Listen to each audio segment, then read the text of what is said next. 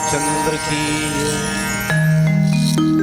आइए सर्वप्रथम कहना चाहूँगा श्री राम जानकी मानस परिवार एवं श्री राम जनमानस ग्रुप ग्राम डूमरटोला आपके बीच में सादर मंचस्थ है। आइए इस मानस परिवार की ओर से कुछ राम नाम सूत्र आपके बीच में सादर समर्पित जन समुदाय को। माता पिता की सेवा कर ले, तेरे चरणों में धाम हो जाएंगे। जप ले राम का नाम तू, तेरे सब काम हो जाएंगे। पूरी की पूरी दुनिया को भुला दे, यही तो वो जाम है। पूरी दुनिया को भुला दे, यही तो वो जाम है। धरती से उठा अंबर तक पहुंचा दे, यही तो राम का नाम है, यही तो राम का नाम। शीत में आग की तपन, शीत में आग की तपन, ग्रीष्म में ठंडी पवन। राम नाम है ऐसी औषधि, मंगलमय हो आपका जीवन, मंगलमय हो आपका जीवन। आइए आपके बीच में और कुछ ऐसे सूत्र है। राम नाम का जाप है हर मुश्किल का तोड़, राम नाम का जाप है हर मुश्किल का तोड़। जप लो राम का नाम, तुम दोनों हाथ तुम। जीवन की नैया कभी फंसे मझधार, जीवन की नैया कभी फंसे मझधार। राम नाम का केवट ही उसे लगाता पार, उसे लगाता। जीवन जो पापों की दरिया, राम नाम है सेतु। जीवन जो पापों की दरिया, राम नाम है सेतु। वो ही पार लगाते सबको, राम नाम जप ले तू, राम नाम जप। राम नाम की औषधि से हारती है सब रोग, राम नाम की औषधि से हारती है सब रोग। उनकी नजर जब भी पड़े बन जाए बिगड़े संजोग, बिगड़े बन जाए बिगड़े संजोग। बोल श्यावर रामचंद्र।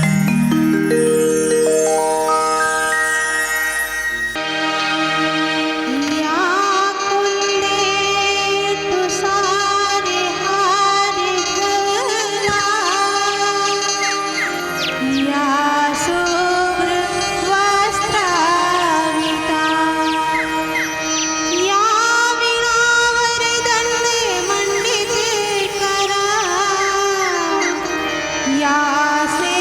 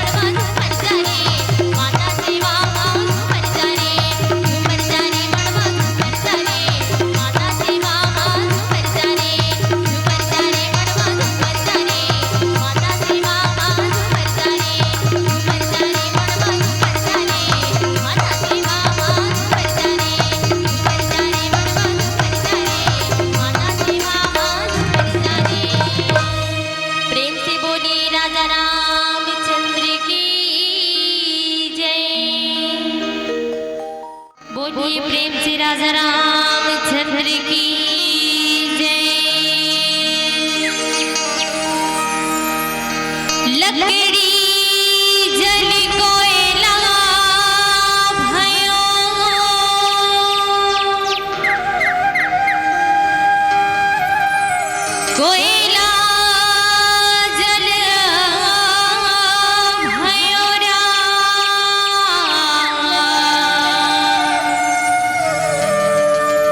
हम अपराधिनी से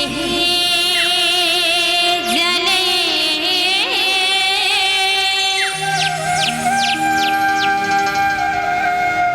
कोयला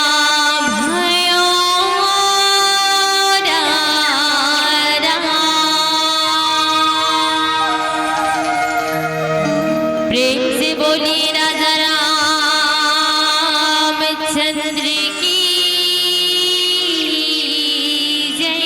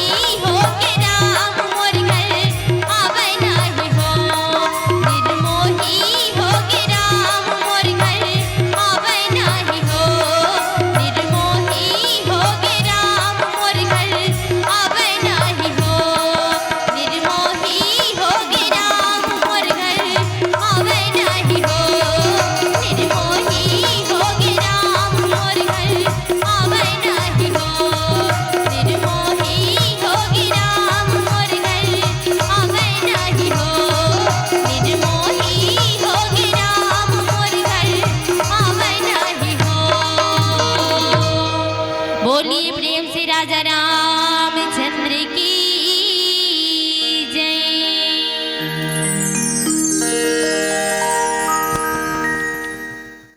गुरु को कीजिए बंदगी, कोटि कोटि प्रणाम।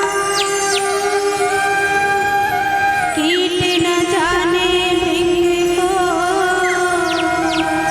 कर गुरु आप समान।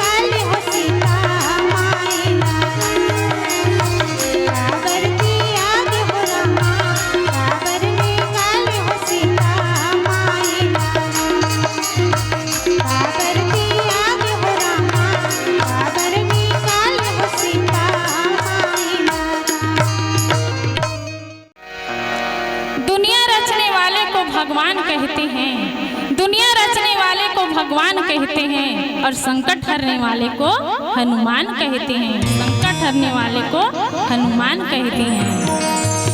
विनती करूं मैं आपसे, सुनिए दया निधान,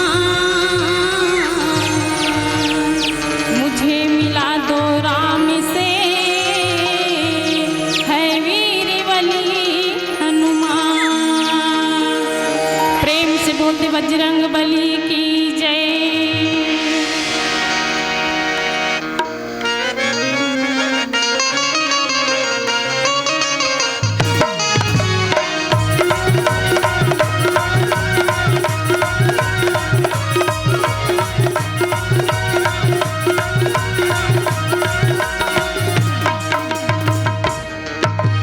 तोरे चरण में लगाई हम यार, भोला बना ली अपन कहीं खुदा।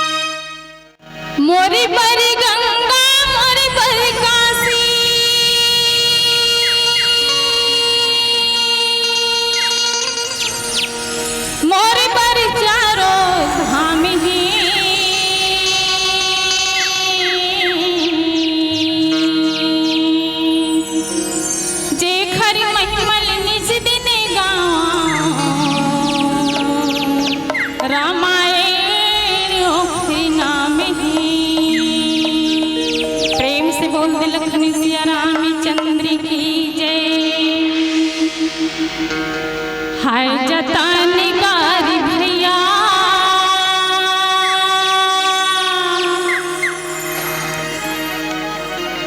समझावा कैसे भैया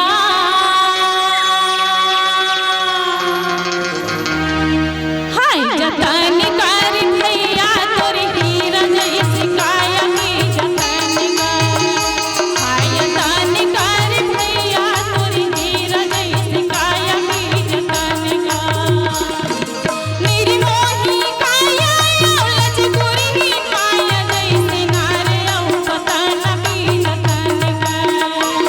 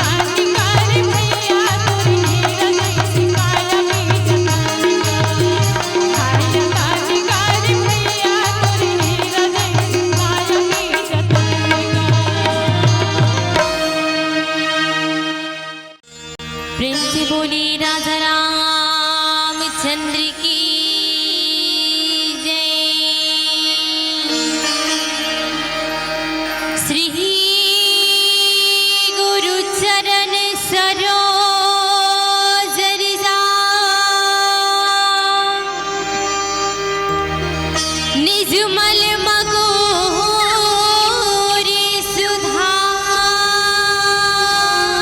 सुधार बरना रघुवर विमल जसा जो दायक फल चार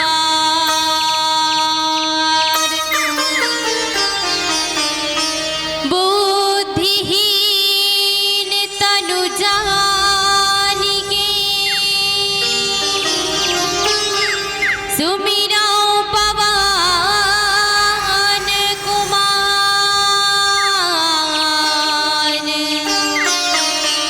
बल बुद्धि विद्या देहु मोहि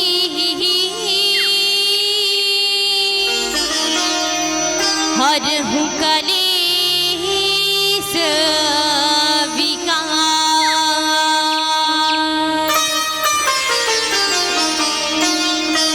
प्रेम से बोली राजा रामचंद्र की जय।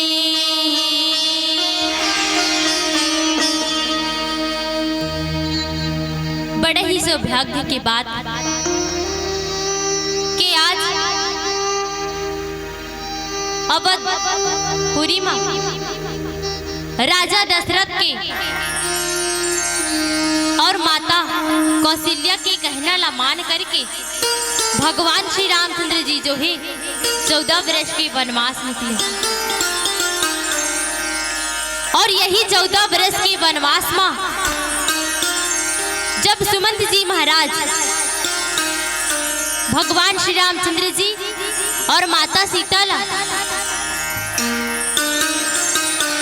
जब केवट के पास छोड़ करके गंगा के किनारे में छोड़ करके जब वापस जाते तब बोलते जासु वियोग विकल पासुए से प्रजा मातु पितु जिहाय कैसे बरबस राम सुमंत्र पठाए सूर्य शरीर तिर आपु तब आए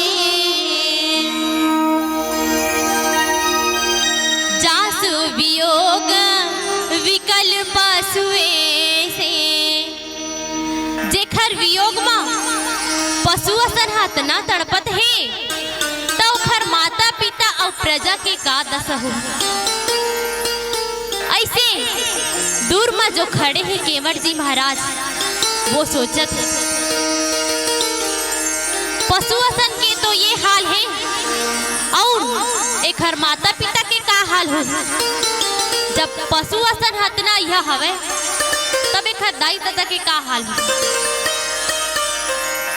ऐसे सुंदर देखत है भगवान केवट और कहते मांगी है नावना के बाट आना कहाँ ही तुम्हारा मरम माय जाना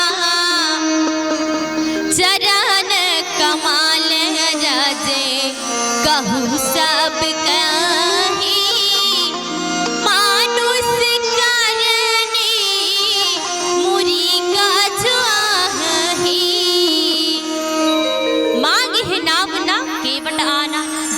रामचंद्र जी जो है केवट जी ला पुकार थे कि हे केवट आज बोला ये गंगा के पार होए पर तोर नाव चाहिए तो केवट जी महाराज की ने थे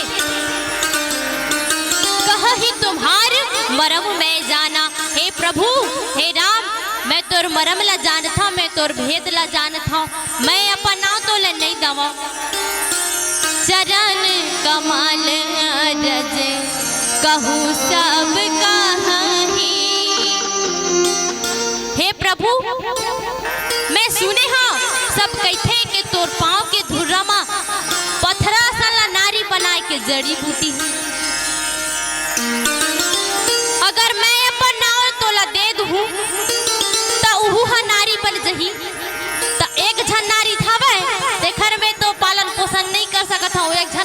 घर कैसे कर, अरे घर में महाभारत चालू हो जाए, ऐसे कहा थे भैया। और का की थे, छुवत सील भई नारी सुहाई, पहनत तेना काठ काठनाई, तरनी मुनि घनी होई जहाई, काट परई मोरी नाव उड़ाई, छुवत सील भई ना सुहाई, पहनत तेना काठ काठनाई। तोर पाँव के धुर्रा पड़त ही कठवा के डोंगा नारी हो जही कहा, अब ये कठवा के डोंगा प्रभु उड़ा जही, मैं ना तोला नहीं दवा ते चाहे काही कर, मैं अपन ना तोला नहीं दऊ की दिस। केवट जी महाराज जो है सख्त मना कर दिस, मैं तोला अपन नाव नहीं दऊ। तो काबर नहीं दऊ कहा था से, एही प्रतिपाल सबहु परिवारो, नहीं जानत कछु और कबहारो, जाओ प्रभु पार अवश्य गा चाहो, मोहि पन पनमा बखारन कहाहो। एही प्रतिपाल सबहु परिवार। केवट जी महाराज जो है आज भगवान श्री रामचंद्र जी ला कहत है, एही प्रतिपाल सबहु परिवार। हे राम, हे प्रभु, मैं यही नाव के सहारा से अपन परिवार के पालन पोषण करता हूँ, नहीं जानत कछु और कबारू, और एकर सिवा मोला कुछ पुता नहीं आए। जैसे हमर बेटी मास्टर सूजी लगाते नहीं, डॉक्टर है, तैसे मोला काही तो काम धंधा नहीं आवे, मोला सिर्फ नाव चलाए बस लाथे, न गैती धरे लाए न कुदारी धरे लाए, बस नाव बस चलाए लाथे। ऐसे केवट जी महाराज कहा थे और कहते, जब प्रभु पार अवश्य गा चाहूं। अगर तो ये गंगा के पार होना ही चाहत हस, ता मोहि पद पदुम पखारन कहूं, तते मोला कहा मोर पाँव ल धो, तब मैं तोला गंगा के पार करहूं। केवट जी महाराज जो है चलाक है। कैसे चलाक है? तो केवट जी महाराज खुद कहा थे कि तय हर कहा प्रभु मोर पाँव ला धो कर, तय हर कहा तब धोहूं, मोर कोई गरज नहीं पड़े तोर पाँव ला धोई की, तय खुद कहा मोर पाँव ला धो, तब मैं तोर पाँव ला धोहूं। ऐसे केवट जी महाराज कहते और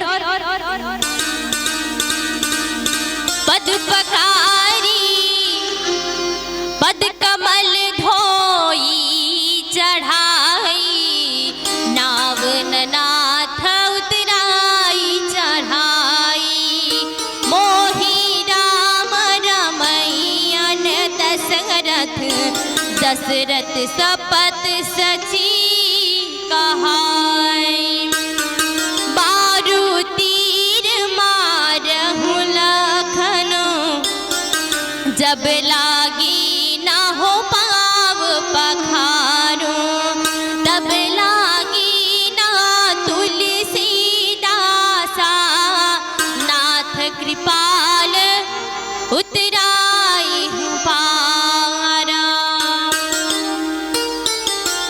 पद कमल धोई चढ़ाई और नाव न नाथ उतराई चढ़ाई। हे प्रभु, मैं तोर पाँव ला धोहूं, न मैं उतराई लाऊं न मैं चढ़ाई लाऊं। जैसे एक गांव से दूसरा गांव हमला जाना रही थे नहीं, तब बस वाला टिकट दे लगते, तैसन में टिकट नहीं लाऊं प्रभु, मैं तोर पाँव मसला धोहूं, अतके में मैं हमान चहु ते अपन पाँव बस धोआ ले मोला, मैं तोला अपन गंगा के पार फोकट में करा दूं, फोकट में करा दूं की दिस। भले मोला दशरथ, भले मोला लक्ष्मण जी है तीर मार दे, अगर ते मोला अपन पाँव ला नहीं धोवाइस ना तो दशरथ की कसम ही की, राजा दशरथ की कसम है। वही सब ला देख के बगल में लक्ष्मण जी महाराज खड़े रहे ना, वो लाल हो गए। ते हमर मरे दादा के कसम दे थसते होथस कौन, हमर मरे दादा के कसम दे भैया। जब लक्ष्मण जी तनियस तब भगवान की थे राम, देख भाई हम एक तो गंगा के पार जाना है और ये मेरा केवर से उलझना अच्छा बात नहीं है। अपन काम करथन एला अपन पाँव धोआ देथे, धो ले भैया तो हिसला तो हमला गंगा के पार नहकाना। और कहते सुनी के बाट के बैन हो रहा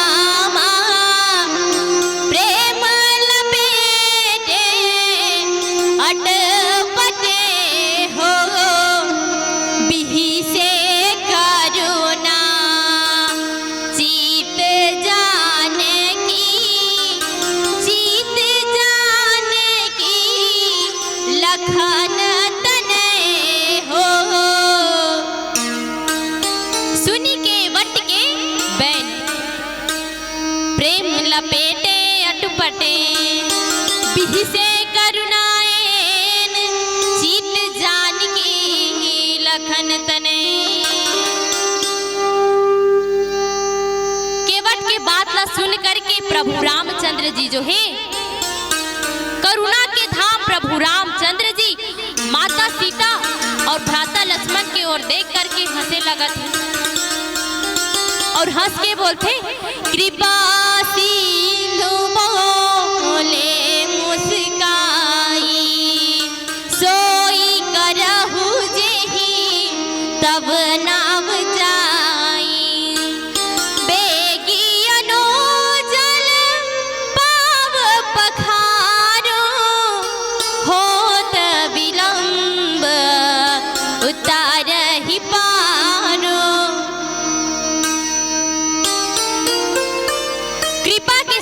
दया की सागर प्रभु रामचंद्र जी जो है मुस्कुरा करके बोले लगत। जब प्रभु रामचंद्र जी हंसे लगी मुस्कुराए लगी तब माता की थे धन हंस केवट अतना दिन हो गए प्रभु ला 14 बरस के वनवास आए, मैं आज तक प्रभु ला मुस्कुराए नहीं देखी, आज मैं प्रभु ला मुस्कुरावत देखत ते धन हस प्रभु, आज मैं तो ला मुस्कुरावत देखत हूँ, मैं धन हूँ और धन हंसते केवट के मोर प्रभु ला मुस्कुरा दे हंसा दे। सोई करहु जेहि तब नाम जाई। भगवान रामचंद्र जी केवट जिला बोला थे मुस्कुरा करके, हे केवट ते वही कर भैया जो तोर मन में आवत है, ते चाहे हमर गोड़ ला धोस हमर मुड़ ला धोस फिर हमला गंगा के पार दे नहका। बेगी अनुजल पाव पखारू और होत विलंब उतार ही पारू। हमला ये गंगा के पार होए पर बहुत विलंब हुआ थे भैया, ज्यादा देरी झन लगा और तेहा गंगा के पानी लला और मोर पाँव न तेहा सुंदर धो डाला। जासु नाम सुमरत एक बहारा उतर ही नर भव सिंधु बहारा सोई कृपालु के बट ही निहोरा जेहि जग की तेहि पाक थोरा।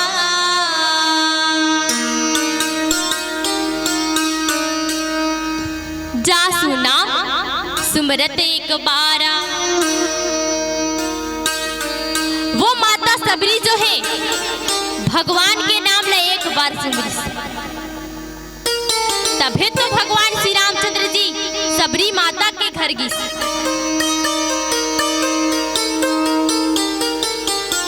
और वो सुदामा द्वापर युग में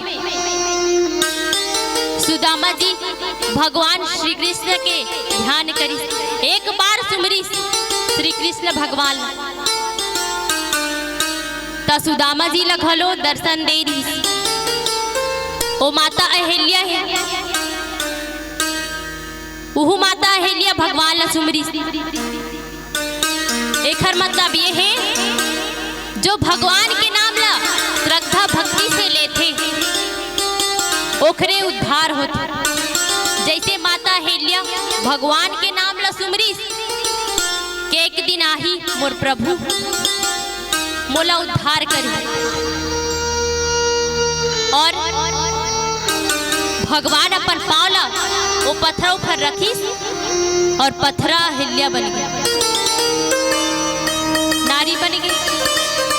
वैसे ही जेखर नाम ला एक बार सुमन लेते वही भव से पार होते।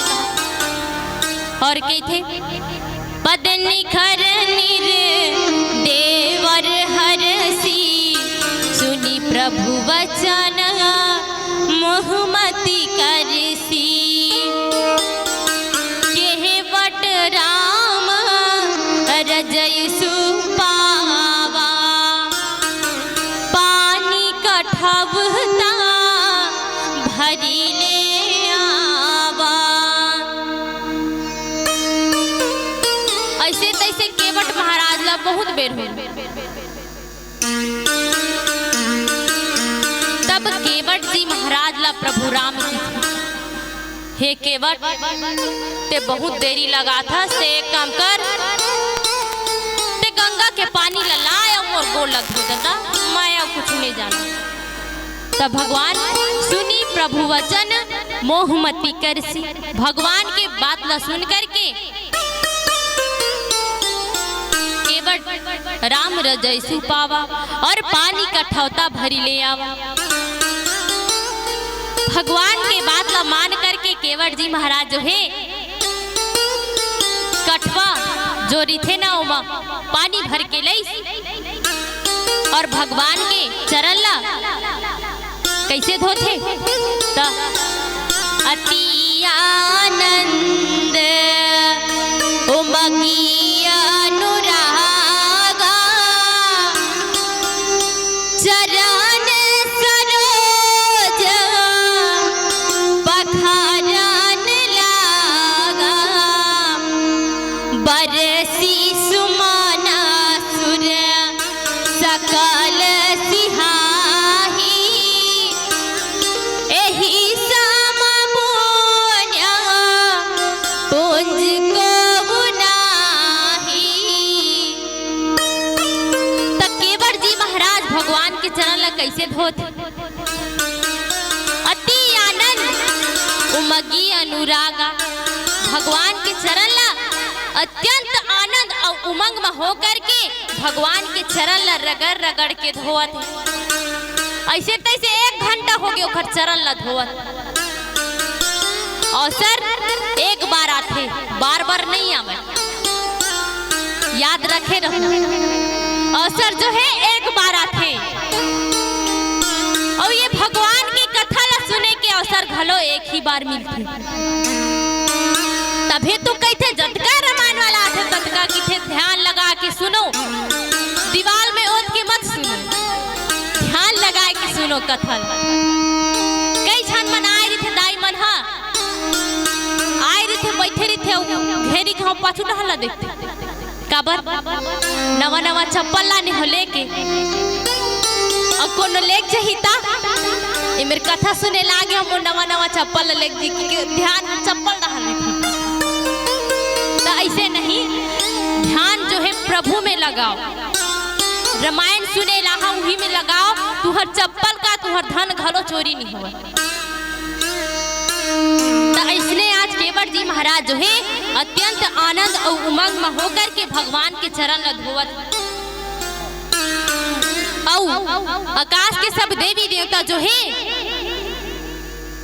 फूल के वर्षा करत हेवे और कैसे वर्षा कर आगे दोहा में पढ़थन आवा। बोली श्यावर रामचंद्र की